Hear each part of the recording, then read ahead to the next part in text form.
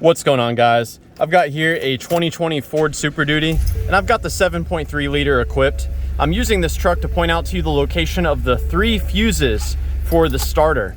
I'm also going to show you how you can energize the starter directly. So to begin with, we're going to move under the hood. This is where we'll find 2 important fuses that provide power to your starter. So we're going to head over to the passenger side.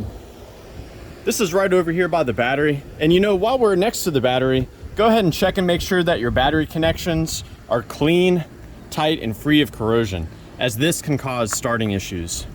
Now, after checking those out, what we're gonna wanna do is get into the fuse box here, which is actually behind the battery. Little tight to get in here, but basically you can see there are 2 tabs that we push in while we lift up.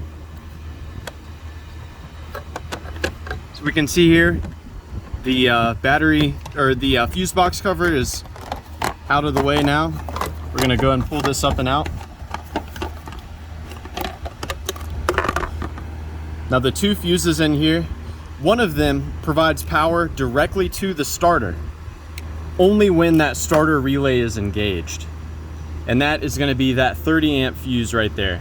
That is what is known as an M-case fuse.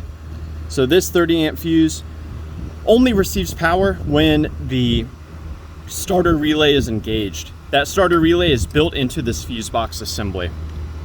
We've got another fuse here, 60 amp fuse. That is a J-case low profile fuse. Power from that fuse is sent to the body control module. And the body control module is what powers up the ignition switch. Now, moving inside the car, we're gonna find a 3rd fuse. Its role is to provide power to that ignition switch.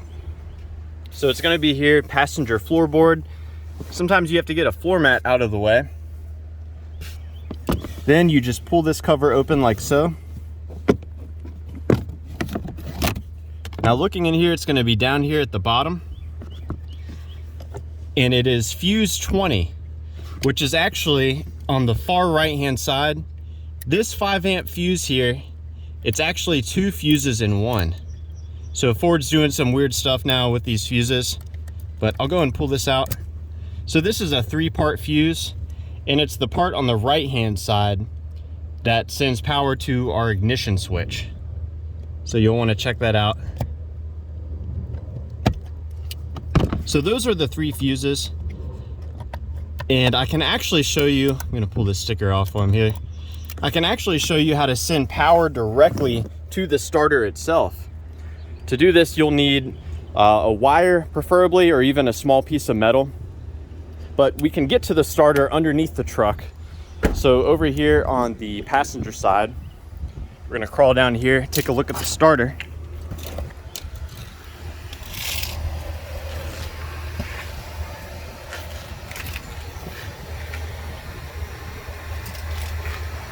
So if we look up, we see the oil filter, and the starter is actually above the oil filter. So this is the starter right here. We can see here there's an electrical connection. So this is where the larger cable, that's where the main power comes in from that battery. And if you look, there's a small piece right here that receives the signal from that 30 amp M-case fuse that I showed you. So if you provide your own power to that terminal on the starter, it should cause the starter to turn over. So what I'm gonna do is I'm actually gonna use this little metal multi-tool I have. I'm gonna touch these 2 terminals together, and that should result in the engine turning over.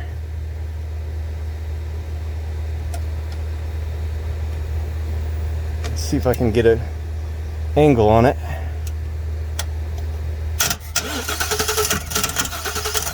So yeah, you get the idea.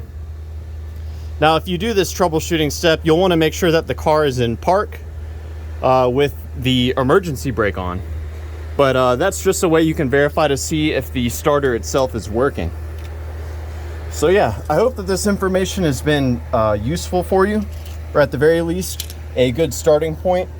in troubleshooting the starter on your Superduty, your F250 or your F350. Please do let me know down below if you have any questions or if you have any advice. And thanks for watching.